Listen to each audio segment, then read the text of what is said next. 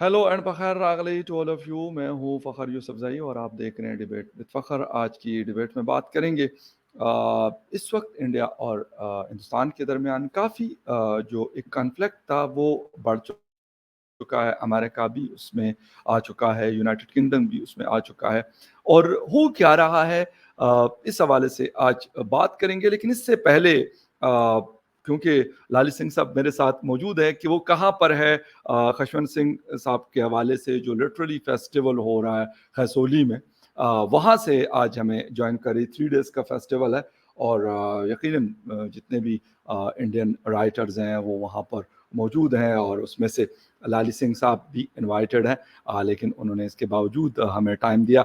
लाली सिंह साहब, आपको thank you कहेंगे, बहुत शुक्रिया आपका कि आप इस फेस्टिवल में मौजूद है और मेरे शो को ज्वाइन कर रहे हैं। थैंक यू, वेलकम जी आयानु and Fakhar Wagle. Thank you ji, बहुत शुक्रिया। आपको भी फखैर रागले कहते हैं और जी फकर आयान भी रागले, नमस्ते। फकर रागले। वेलकम करते हैं आपको। अच्छा सर, एक तो ये बताइएगा, थोड़ी सी बात करते हैं आप, क्योंकि बहुत मसरूफ टाइम आपका गुजर रहा है वहां पे, क्योंकि आप 2-3 दिन वहीं पे हैं। थोड़ा सा इंडिया और कनाडा, मतलब इससे पहले भी हमने ये चीज देखी और शायद कुछ डिस्कशन भी इसके ऊपर बहुत सारे शोज, बहुत सारे लोगों ने की, बहुत सारी खबरें आई। लेकिन अभी जो बातें हमें नजर आ रही है, जिस तरह का जस्टिन ट्रूडो कहते हैं कि जी जो एक सॉवरेनिटी है उसमें इंटरफेरेंस की बहुत बड़ी गलती इंडिया ने की है। फिर खालिस्तान के हवाले से भी चीजें हो रही है। लेकिन थोड़ा सा स्टार्ट करते हैं कि वाकई ऐसा है, फिर एफबीआई का और वो बाकी चीजें वो बाद में आपसे पूछूंगा मैं। लेकिन ये हो क्या रहा है इस वक्त? जस्टिन ट्रूडो और अमेरिका, यूके, कनाडा जैसे एक पेज पर आकर और जैसे एक ब्लॉक सा बनाकर इंडिया के खिलाफ खड़े हुए। लेकिन एक्चुअल क्या मतलब सिचुएशन है और इंडिया में क्या बातें हो रही है इस हवाले से? आप इसमें मैं थोड़ा आपको माजी में लेके जाऊंगा कि ये अर्ली 80s की बात है। ये खालिस्तान का जो, मैं इसे कैंसर ही कहूंगा, ये चल रहा है। ये पिछले 30-40 साल से चल रहा है जी। और हिंदुस्तान में इसकी कोई इतनी पकड़ नहीं है, लोग इससे इत्तेफाक नहीं रखते। मैं भी सिख हूं, मैं भी यहीं जमा पला हूं।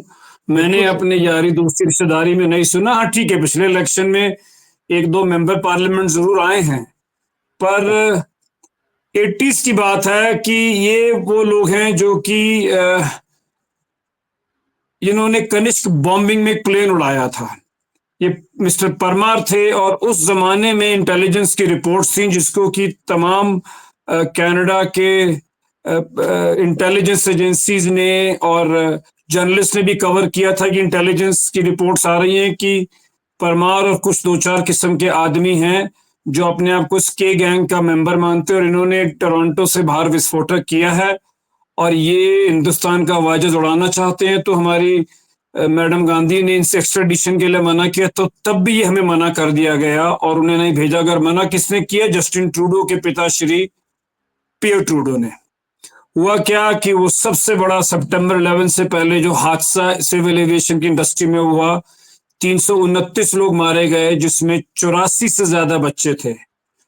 और इसके बाद भी आज तक 20-25 साल हो गए, 40 साल हो गए, आज तक इसका कनाडा में कोई कानून ही नहीं हुआ, कोई लोग पकड़ में नहीं आए हैं। तो आप देख लीजिए कि ये कैंसर कब से चल रहा है।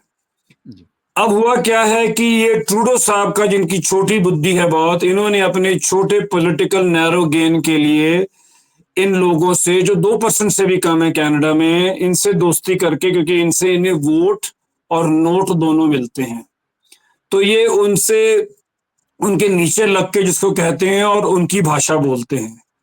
और उसमें उन्होंने इतनी बड़ी बेवकूफी कर दी कि उन्होंने इस छोटी सी माइनॉरिटी के लिए इंडिया और कनाडा के रिश्ते खत्म कर डाले। मतलब इतने नीचे चले गए हैं कि कुछ चीजें तो जो हम उन पे इल्जाम लगा रहे हैं वो हमने पाकिस्तान पे भी नहीं लगाए थे।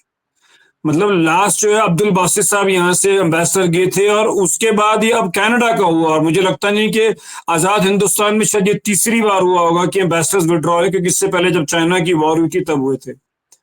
तो अब क्या है कि ट्रूडो जो है वो इनकी भाषा बोलता है, क्योंकि उसकी जो गवर्नमेंट है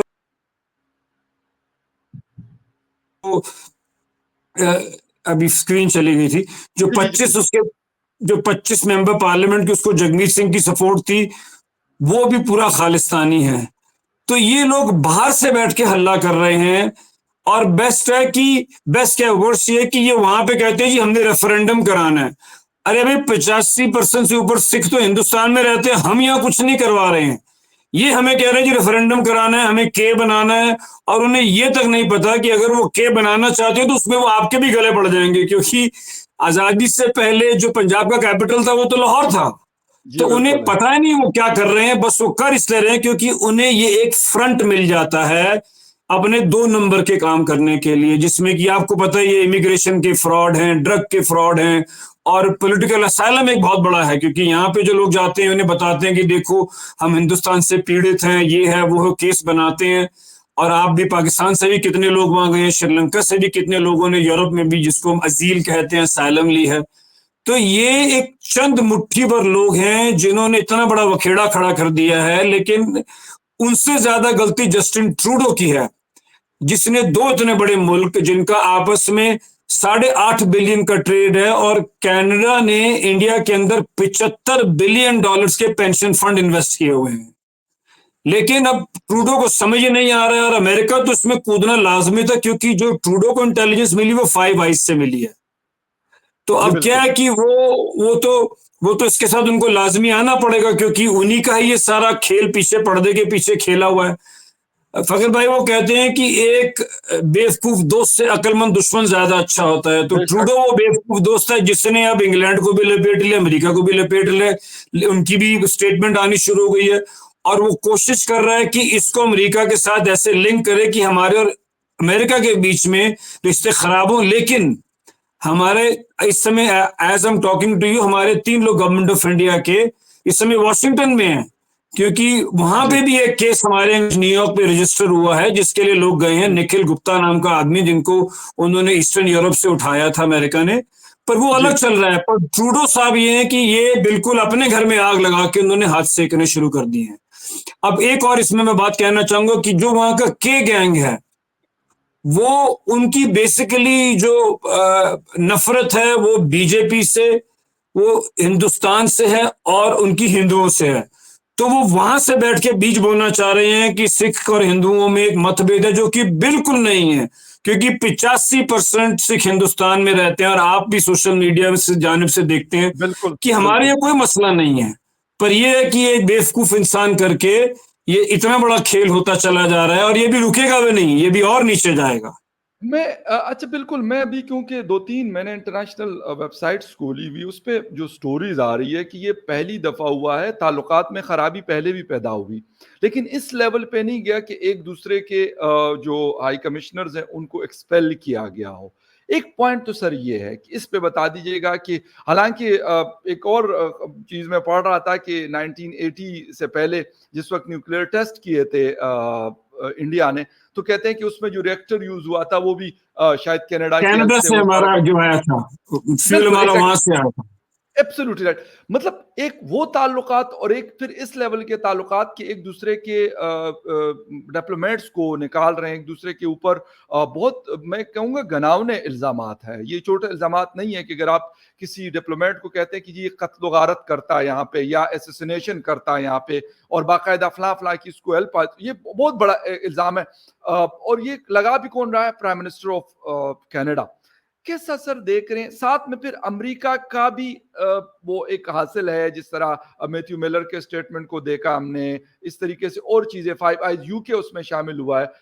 सर मुझे ये बताइए कि ये इसका मतलब है कि पूरा एक ब्लॉक बना है इंडिया के खिलाफ, या नहीं ये सिर्फ कनाडा और इंडिया का मामला है, बाकी चीज नॉर्मल?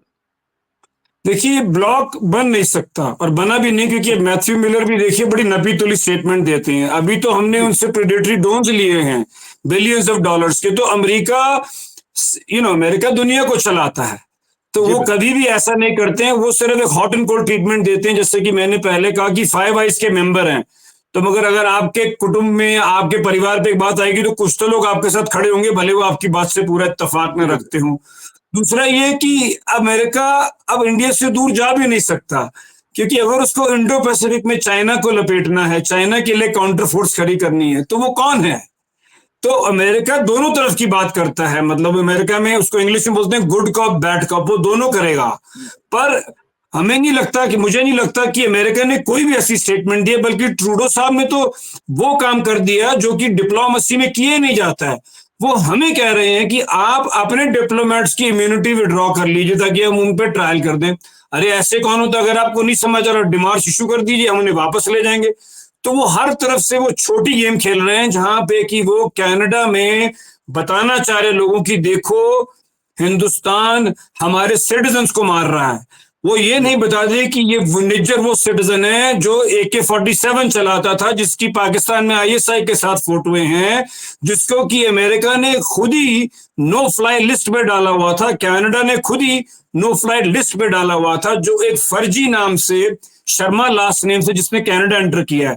पर ट्रूडो ये गेम खेल रहा है कि देखो हिंदुस्तानी हमारे यहाँ आके और हमारे लोगों को मार रहे हैं, और देखो मैं तुम्हारे हक की लड़ाई लड़ रहा हूं। End of the day politician क्या चाहता है? वो चाहता है कि वो ऐसा फियर, एक ऐसा डर बनाए ताकि लोग बोले अरे राम ये तो हमारा मसीहा है, हम इसी को वोट देंगे।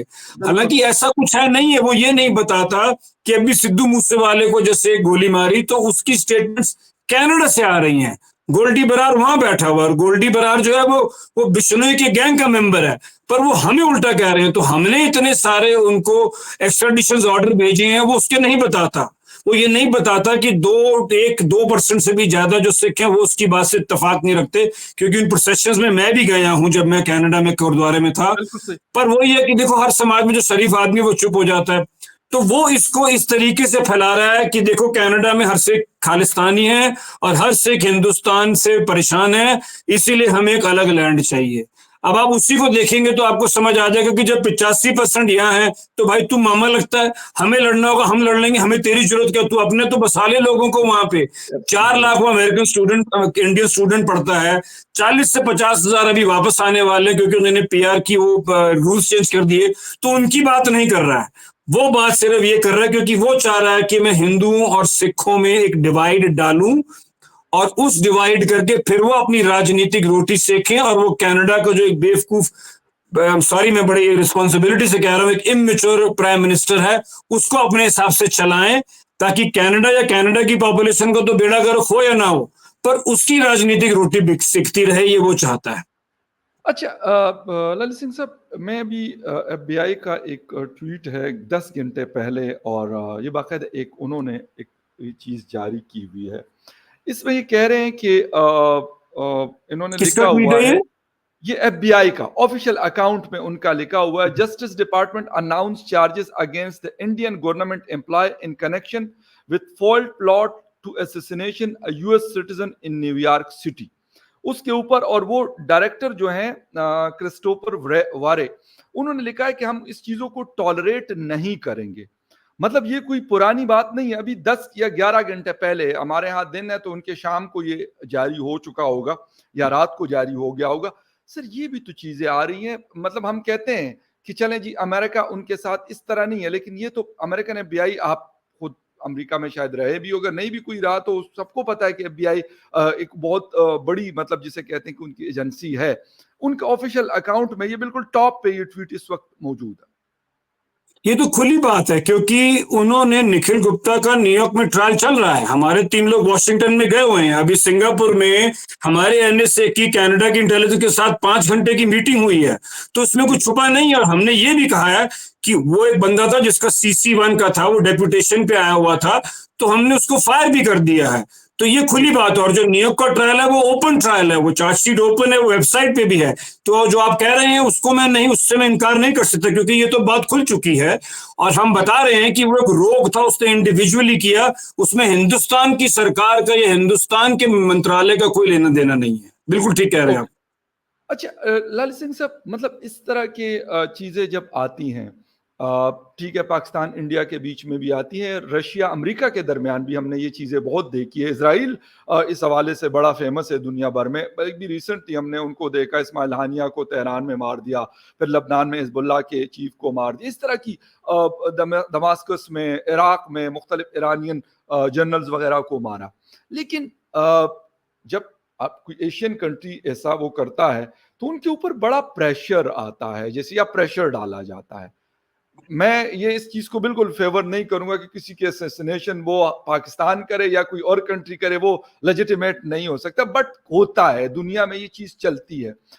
कोई मतलब आप समझते हैं कि ये एक मुश्किल सिचुएशन हो सकती है हिंदुस्तान के लिए इंटरनेशनल फ्रंट पे?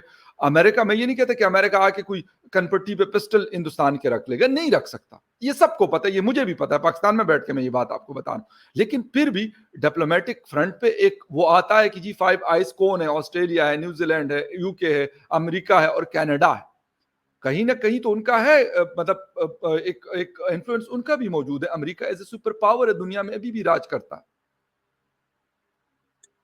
फकर भाई, मैं आपसे एक सवाल पूछना चाहता हूँ। जी अभी पूछिए। ये तो केस चला गया है, तो ये मेरे और आपके हाथ से बात बाहर है, ओपन ट्रायल है। मेरा सवाल ये है कि बिन लादेन को अमेरिका ने कहाँ मारा था? पाकिस्तान है बेटा बाद में कासिम तो। सुलेमानी को उन्होंने कहाँ मारा था? तो वो क्या वीजा लेके थोड़ना आए थे? आपसे पूछ के थोड़ना आए थे? जब तक बिल्कुल आपके जर्नल सो के उठे थे, वो तो मार के अपना रॉक, अपना हेलीकॉप्टर जो उनका क्रैश कर गया तो उसको डिस्ट्रॉय करके वापस भी चले गए थे। ये तो बिल्कुल हुआ ये था। तो अब देखो, दो दो मापदंड हो गए ना, कि आप करें तो राष्ट्रलीला, हम करें तो करेक्टर ढीला। या exactly that's my point actually, आप बिल्कुल मेरे पॉइंट पे पहुंच गए। एग्जैक्टली यही मैं वो करना चाह रहा था। मैंने कहा कि अभी रिसेंटली इन्होंने ईरान में किया, इराक में किया, सीरिया में किया, मुख्तलिफ लोगों को। मैंने कहा चलो वो उनकी दुश्मनी थी या नहीं थी, जो भी हम कहें, लेकिन उसके ऊपर कोई वावेला नहीं होता सर। यही तो मैं मतलब कहना चाहता हूँ। ठीक है, चीन और इंडिया के दरमियान में मसले मसाइल होंगे, पाकिस्तान और इंडिया के दरमियान में बहुत मसले मसाइल थे हैं और शायद आगे भी रहेंगे, लेकिन जब इन लोगों के आपस में कोई चीज आती है तो ये इकट्ठे हो जाते हैं हमारे खिलाफ। फकर भाई, ये इसराइल में क्या कर रहे हैं? जी 40 से 50 हजार से ऊपर इन्होंने मार दिए लोग, जिसमें से 70% तो औरत और बच्चे हैं। और सही उसके है। बाद ये इसराइल को ऐसी अनकंडीशनल सपोर्ट दे रहे हैं। वो कहते हैं जी इसराइल का बजट तो 6 से 8 बिलियन डॉलर का। मैं तो कहता हूं नहीं, इसराइल का डिफेंस बजट तो 900 बिलियन डॉलर का, क्योंकि सारा एग्री अमेरिका तो सर, उसके पीछे है। एग्री और सर। तो तब इनको नहीं समझ आता है कि ये किस कंट्री को कैसे हेल्प कर रहे हैं। मतलब ये तो खुली बात है कि इसराइल इनके हाथ से निकल चुका है। नेतन्याहू इनको सुनता नहीं है। मतलब बिल्कुल। जब बात दो आदमियों में नहीं होती तभी कमरे से बाहर जाती है। तो जो बाइडेन को दुनिया के सामने अपील करना पड़ता है कि भाई अब तुम ईरान में न्यूक्लियर पे मत कर देना, यहां मत कर देना, तुम छोड़ो। तुम यूएन के जो वर्कर्स है उनको मार रहे हो, तुम हॉस्पिटल उड़ा रहे हो। तो ये तो भाई बात ऐसी है कि बस वो हमारे पंजाबी में कहते हैं कि तुम्हारा कुत्ता कुत्ता, हमारा कुत्ता टॉमी। अच्छा लाली सिंह साहब, थोड़ा सा इस बात की तरफ आएंगे कि मतलब अभी एससीओ हुआ और उसमें रशिया, चीन, इंडिया, यानी ये तीनों बड़ी ताकतें हैं। इसमें कोई किसी को मेरे ख्याल शक व शोभा किसी को भी नहीं है, न पाकिस्तान को है, न होना चाहिए, न किसी और को। मतलब एक बड़ी पावर्स हैं। ठीक है, अमेरिका एक as a super power lead कर रहा है दुनिया को, लेकिन ये भी कोई मामूली कंट्रीज नहीं है। तो क्या ऐसी भी कोई पॉसिबिलिटी, क्योंकि ये लोग देखें, मैं ये नहीं कहता कि इंडिया और अमेरिका की कोई जंग हुई है या कोई आगे जंग हो जाएगी या कनाडा के साथ जंग हुई, नहीं, लेकिन ये वाली चीजें तो कम से कम जब आप इस तरह के एलिगेशन लगाते हैं तो आप दुनिया में उनको डिग्रेड करने की कोशिश तो करते हैं। अगर कहीं और होता है या नहीं होता, लेकिन वेस्टर्न वर्ल्ड में तो करते ही हैं कि भाई ये देखे ना, ये तो ये वाली चीजें करते हैं। तो ऐसी कोई चीज आपको पॉसिबिलिटीज नजर आती है कि जिस तरह ब्रिक्स एक फोरम है, एससीओ एक फोरम है, कि उसको मजीद फंक्शनल, मजीद स्ट्रॉन्ग किया जा सकता है और कहा जा सकता है कि हाँ ठीक है, हम आपस में क्यों नहीं मतलब बेहतरी लेके आ सकते? अगर वो आपस में बेशक ठीक ठीक चीज हो या गलत चीज हो, उस पर वो इकट्ठे होते हैं, वो कहीं पर भी हो। फकर भाई, ऐसा देखो कि फिलहाल जब से रशिया कोलैप्स हुआ है, अमेरिका एक सोल पावर बना हुआ है दुनिया में।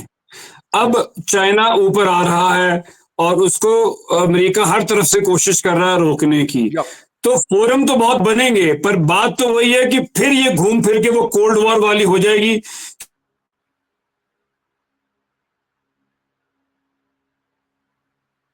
हिसाब से चलाएगा। चाइना एससीओ है जो जो उनकी, उनको अपने हिसाब से चलाएगा।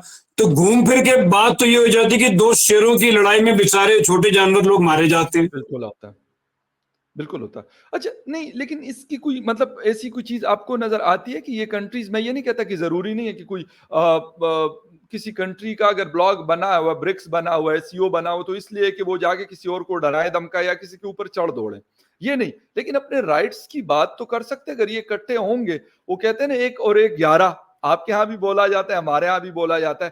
ताकत तो होती है, अगर इंडिया की 5 ट्रिलियन की इकोनॉमी है, 17-18 ट्रिलियन की चाइना की इकोनॉमी है, हिसाब लगा ले 25-27 ट्रिलियन, तो ये 2 कंट्रीज की इकोनॉमी बनती है। तो अगर ऐसी चीज, फिर रशिया को ले लें, फिर आप ईरान चलें, ठीक है सैंक्शन है, लेकिन उनके पास नेचुरल रिसोर्सेज बहुत है।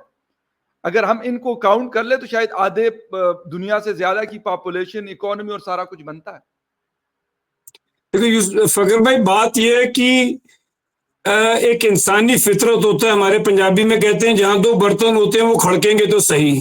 या तो यहाँ आपके आपके पाकिस्तान में भी जो होते हो, जैसे हमारे भी पंजाब में होता है कि चौधरी जो लोग होते हैं उनकी मुछ की लड़ाई होती है। तो बात ऐसी है कि कुछ भी बना लो, वो सर्फ की ऐड आती है कि मेरी कमीज तेरी कमीज से सफेद कैसे, जो भी बन जाएगा। अमेरिका चाहेगा कि उससे आदत पड़ी हुई है पिछले 100-200 साल से नंबर 1 रहने की। अब यूएसएसआर तो खत्म हो गया, जिसमें पाकिस्तान का भी बहुत बड़ा कंट्रीब्यूशन था। अब चाइना आ रहा है, तो देखो टकराव तो होगा ही, क्योंकि आप कहीं भी कोई भी पॉलिटिकल पार्टी हो, या घर में भी सास बहू भी हो, या 2 भाई भी हो, ह्यूमन ईगो तो क्लैश करती ही है। तो बस यही है कि ये कंट्रीज की लार्ज लेवल पे ईगो है, और हर बंदा चाहता है कि मैं दुनिया में सुप्रीमेसी मेंटेन करूं, ताकि मेरा माल बिके, मेरी सुनी जाए, और मेरी सारी जो ख्वाहिशें हैं वो पूरी हो। तो खेल तो वो इंसानी फितरत का है। इसमें जितने मर्जी फोरम बना लीजिए आप, फोरम में जाएगा तो इंसान ही ना, वो इंसान जाएगा जो गलतियों का पुतला, और फिर वहां जाके वो अपनी सुपीरियोरिटी तो दिखाएगा ही ना। बिल्कुल ऐसा ही है। और मेरे ख्याल में ये बड़ी एक इम्पोर्टेंट चीज़ है। अब देखना ये है कि ये जो चीज़ें इस वक्त चल रही है, एक तरफ तो मिडल ईस्ट में इसराइल, ईरान और बाकी लबनान के दरमियान काफ़ी हालात ख़राब है, जिसका इम्पैक्ट मिडल ईस्ट पे तो पड़ ही रहा है, लेकिन उसका असर जो है वो यूरोप, अमेरिका और पाकिस्तान, इंडिया, चाइना सब पे आएगा, क्योंकि बहुत बड़ी मार्केट है। वहाँ से बहुत सारी चीज़ें खरीदी भी जाती है, और बहुत सारी चीज़ें हम लोग और हिंदुस्तान हो या चाइना वो बेचते भी हैं। तो अगर वहाँ पे इंस्टेबिलिटी होगी तो उसका नुकसान सबको भुगतना पड़ेगा। लेकिन फिलहाल वहाँ पे भी जंग चल रही है, और दूसरी लफ्जी गोलाबारी इंडिया और कनाडा के दरमियान भी जारी है। अमेरिका भी इसमें मौजूद है इस गेम के अंदर। लेकिन देखना ये कि ये कहीं रुकने का अभी आसार नज़र आएंगे, रुकेगी ये जंग या ये चलती रहेगी। लाली सिंह साहब, थैंक यू वेरी मच कि आपने हमें लिटरेरी फेस्टिवल खसौली से हमें ज्वाइन किया। बड़ा खूबसूरत, क्योंकि हिमाचल को हमने वीडियोस वगैरह में देखा, और such a nice and beautiful place. Thank you very much for joining my show, and guys thank you very much for watching debate with Fakhar Yousafzai. किसी और डिबेट में आपसे फिर मुलाकात होगी, तब तक के लिए टेक केयर एंड बाय।